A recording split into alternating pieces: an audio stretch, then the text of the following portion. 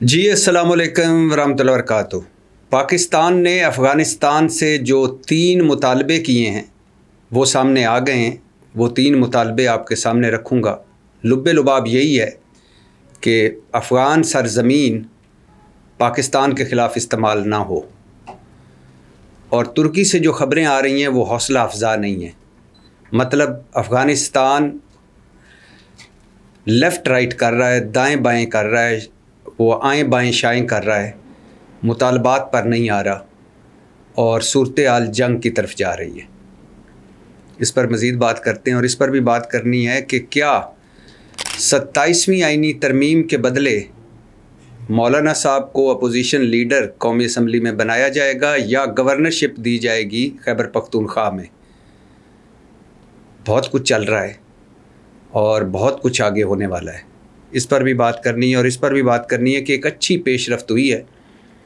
خیبر پختونخوا کے وزیر اعلیٰ سہیل افریدی اور کور کمانڈر پشاور کی ملاقات ہوئی ہے، اور وزیر اعلیٰ سیکریٹریٹ میں ملاقات ہوئی ہے، وزیر اعلیٰ سیکریٹریٹ پشاور میں، اور ملاقات کا ایجنڈا ظاہر ہے دہشت گردی، امن و امان کی صورتحال خیبر پختونخوا میں، اور یہ پہلا باقاعدہ رابطہ ہے اسٹیبلشمنٹ سے سہیل افریدی صاحب کا۔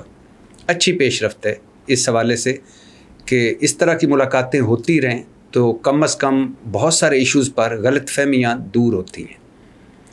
مزید اس پر بھی بات کرتے ہیں، لیکن ان تینوں موضوعات پر بات کرنے سے پہلے یہ بتاتا چلوں کہ علی امین گنڈا پور نے آفتاب اقبال صاحب کو نوٹس بھیجا ہے، اور ہتک عزت کا نوٹس، اور کہا ہے کہ آفتاب اقبال نے جھوٹے، بے بنیاد اور بدنیتی سے بھرپور الزامات مجھ پر لگائے، میری سماجی اور سیاسی شخصیت کو نقصان پہنچا، اور اسرائیل اور ابراہیم اکارڈ کے حوالے سے جو انہوں نے بات کی اس سے ایک حساس موضوع پر مجھے درمیان میں لانے کی کوشش کی گئی، مجھے متنازع بنانے کی کوشش کی گئی۔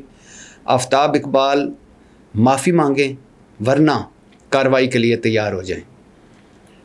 آپ کو یہ بھی بتاتا چلوں کہ آفتاب اقبال صاحب نے اپنے ایک سوشل میڈیا پر اپنے ایک پروگرام میں، یوٹیوب کے ایک پروگرام میں کہا تھا کہ علی امین گنڈا پور کو ہٹانے کی وجہ یہ بنی ہے کہ علی امین گنڈا پور عمران خان کے پاس پیغام لے کر آئے تھے، اور وہ پیغام یہ تھا کہ آپ ابراہیم اکارڈ کو مان جائیں، اور اس پر آپ اور آپ کی جماعت ہمارے ساتھ 1 پیج پہ آ جائیں تو آپ کو بنی گالہ شفٹ کیا جا سکتا ہے۔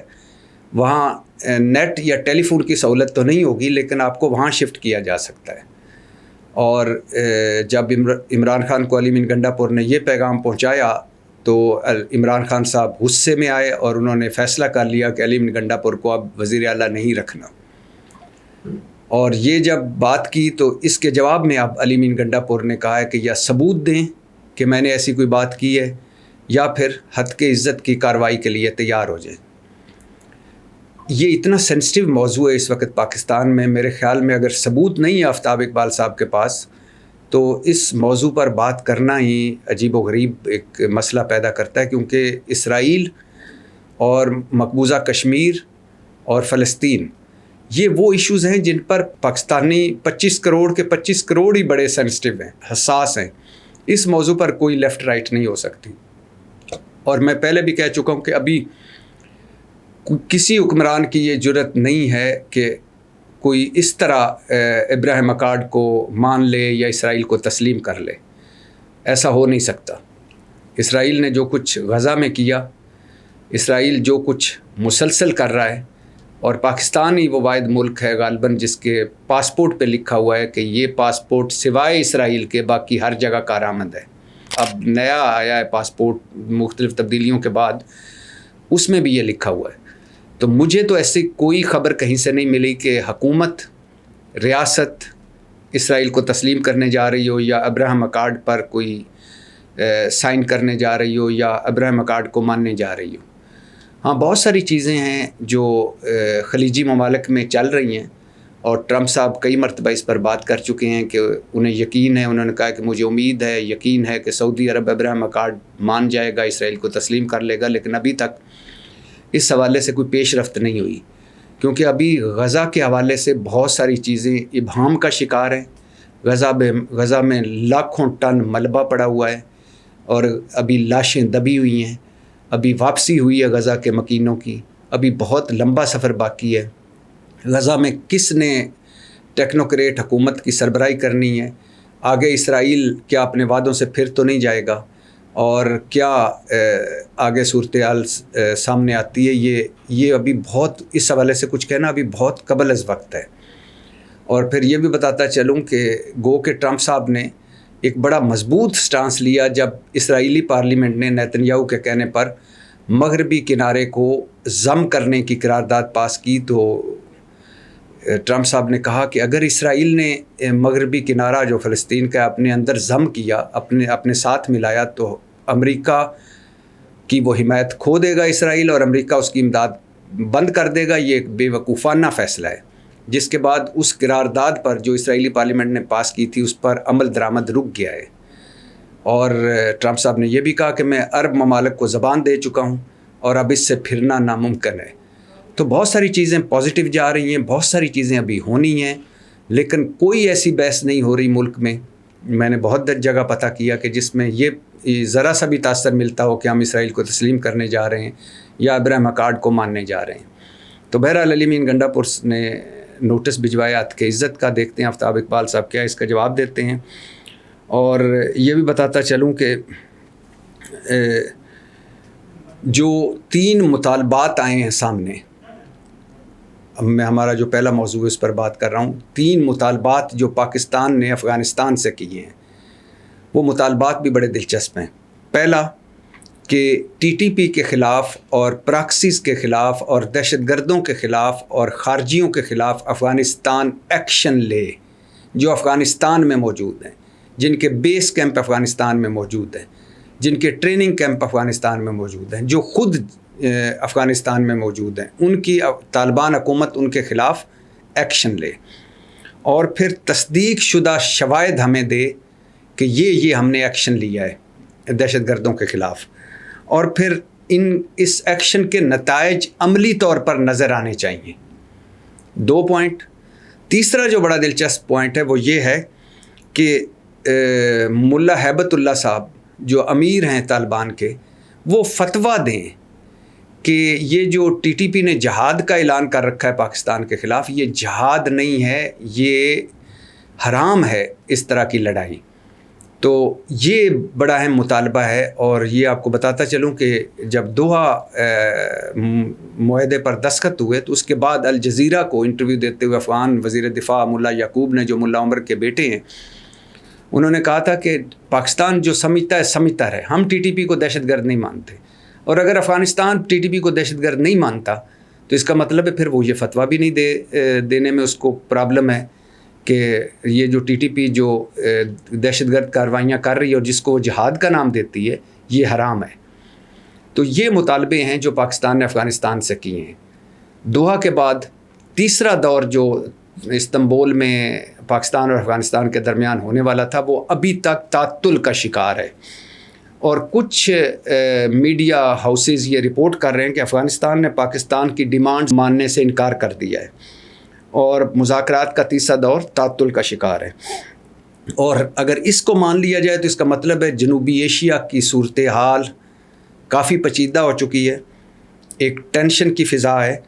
بھارت میں بہار کے الیکشن ہونے والے ہیں، اور پاکستان کی جنوب مشرقی سرحدوں پر بھارت کی تینوں فورسز وسیع پیمانے پر مشقیں کر رہی ہے، اور اس کو دیکھتے ہوئے پاکستان نے اپنے فضائی حدود 2 دنوں کے لیے بند کر دی ہے، کیونکہ پاکستان کو خطرہ ہے یا خدشہ ہے کہ کہیں کوئی بھارت مس ایڈونچر نہ کرے۔ تو ایک طرف تو یہ صورتحال ہے، دوسری طرف جب ترکیہ میں امن مذاکرات ہو رہے تھے تو 24 اور 25 اکتوبر کی رات دہشت گردوں نے پاک افغان سرحد پار کرنے کی کوشش کی، جس پر جھڑپ ہوئی، ہمارے 5 جوان شہید ہوئے، اور 4 خودکش بمباروں سمیت 25 جو خارج ہیں وہ جہنم واصل ہوئے۔ تو افغان میڈیا البتہ ہوپ فل ہے۔ پہلی دفعہ افغان میڈیا کیا کہہ رہا ہے؟ وہ کہہ رہا ہے کہ پازیٹیو آؤٹ کم نکلنے والا ہے، یہ جو استنبول میں مذاکرات ہو رہے ہیں پاکستان اور افغانستان کے درمیان، سرحدیں کھل جائیں گی، قیدیوں کی رہائی ہوگی، مذاکرات کا اگلا مقام کون سا ہوگا یہ طے ہوگا، اور جوائنٹ سٹیٹمنٹ بھی آ سکتی ہے. تو افغان میڈیا جو ہے وہ پازیٹیو ہے. باقی جو مغربی میڈیا ہے وہ بتا رہا ہے کہ تعطل کا شکار ہے اور افغانستان پاکستان کی ڈیمانڈز ماننے سے انکاری کر رہا ہے. اب جو سمجھ آتی ہے وہ یہ آتی ہے کہ افغان حکومت، طالبان حکومت کیوں یہ اس طرح کر رہی ہے کہ کبھی آگے کبھی پیچھے. تو اس کی 3 وجوہات ہو سکتی ہیں. پہلی کہ وقت لیا جائے، کوئی کمٹمنٹ نہ کی جائے، وقت ضائع کیا جائے. دوسرا ایجنڈے کو ڈائیورٹ کیا جائے. ہمارا تو ایجنڈا ہے نا کہ افغان سرزمین پاکستان کے خلاف استعمال نہیں ہونی چاہیے. وہ ایجنڈے کو ڈائیورٹ کر رہے ہیں. کس طرح؟ کابل پہ ڈیم بنائیں گے، پاکستان کو کابل کا پانی نہیں دیں گے، اور مہاجرین جو افغان مہاجرین نکالے جا رہے ہیں ان کے حوالے سے ہمیں اعتماد میں لے. اور پھر تیسرا، طالبان حکومت ایک اور کوشش بھی کر رہی ہے کہ پاکستان حکومت ٹی ٹی پی سے خود بات کرے. اور پاکستان حکومت نے تو کہہ دیا کہ ہم دہشت گردوں سے اب بات چیت نہیں کریں گے، کوئی مذاکرات نہیں ہوں گے. ان کے جو سرپرست ہیں مطلب طالبان حکومت، ان سے بات کریں گے. اور یہ بھی خبریں آپ کو پہلے بھی بتا چکا ہوں اور اب بھی آ رہی ہیں کہ طالبان حکومت ٹی ٹی پی کو اپنا نظریاتی اتحادی سمجھتا ہے اور اس کو لاجسٹک سپورٹ بھی دے رہا ہے اور فائنانشیل سپورٹ بھی دے رہا ہے اور اس کو محفوظ پناہ گاہیں بھی دے رہا ہے. تو ہمیں جو طالبان حکومت پر اور طالبان پر ہم نے جو احسانات کی، ان کا بدلہ کیا ملا؟ یہی کہ ملا متقی صاحب ادھر جا کے، متقی صاحب ادھر جا کے بھارت میں کہیں کہ کشمیر بھارت کا حصہ ہے، یا یہی کہ پاکستان ہم سے لڑنے سے پہلے سوویت یونین اور انگریز سے پوچھ لے، یا یہی کہ کابل سے ہمیں دھمکی ملے کہ پاکستان والوں جس دن ہم نے لڑنے کا ارادہ کر لیا تمہیں یہ عمر بھر سبق یاد رہے گا، یا یہی کہ ہم ٹی ٹی پی کو دہشت گرد نہیں مانتے، یا یہی کہ ہم دریائے کابل پر ڈیم بنائیں گے. تو کہنے کا مقصد یہ ہے کہ بات جنگ کی طرف بڑھ رہی ہے. لیکن پھر کہہ رہا ہوں کہ اللہ کرے مذاکرات سے بات حل ہو جائے، مگر مجھے جو افغان ہسٹری ہے اور پاکستان کے بارے میں جو افغانوں کا رویہ ہے یعنی افغانستان کا، اس میں مجھے نہیں لگتا کہ یہ مذاکرات توڑ چڑھیں گے. ہم آہستہ آہستہ ہی صحیح ایک جنگ کی طرف بڑھ رہے ہیں اور ہمیں یہ جنگ لڑنا پڑے گی دہشت گردی کے خلاف. ہم طالبان حکومت کے خلاف نہیں ہیں، ہم افغان عوام کے خلاف نہیں ہیں، وہ ہمارے بھائی ہیں اور پڑوسی ہیں. ہم ان دہشت گردوں کے خلاف ہیں جو وہاں چھپے ہوئے ہیں اور وہاں سے پاکستان پر وار کرتے ہیں.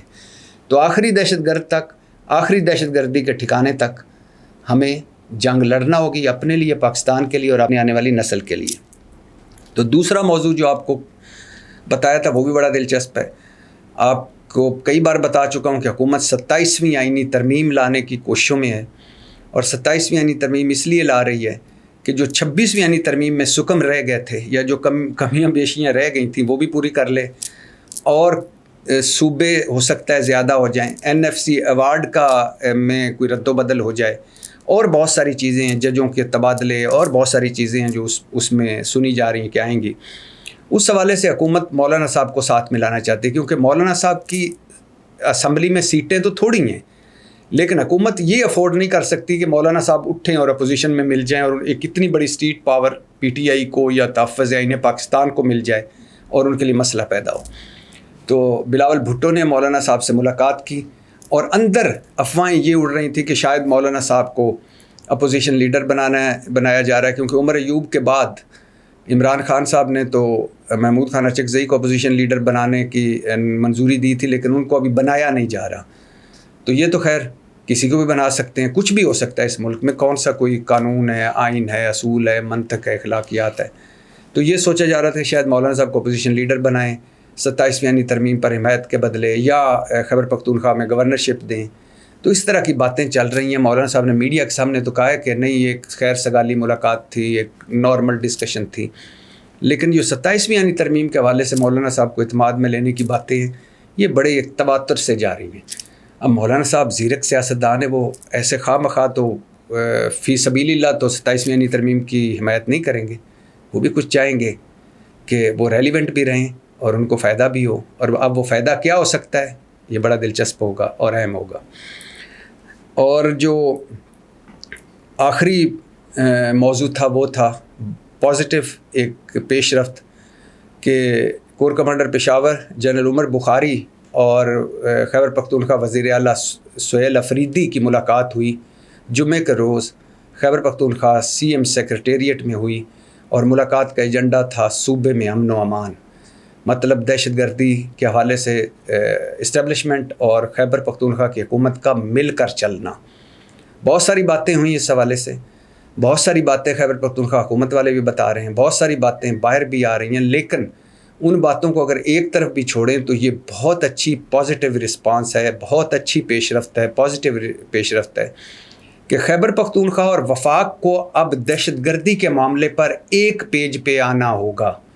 یہ بڑا ضروری ہے دہشت گردی کے خلاف جنگ جیتنے کے لیے اور دہشت گردوں کو ہرانے کے لیے۔ خیبر پختونخوا بہت بڑا وکٹم ہے، بلکہ بلوچستان سے بھی بڑا وکٹم ہے دہشت گردی کا۔ تو خیبر پختونخوا حکومت جو ہے وہ پی ٹی آئی کی ہے، اور تیسری مرتبہ پی ٹی آئی کو مینڈیٹ ملا ہے اور 2/3 مینڈیٹ ملا ہے، تو لہٰذا وفاق کو بھی چاہیے کہ بڑا بھائی بن کر خیبر پختونخوا کو ساتھ ملائیں۔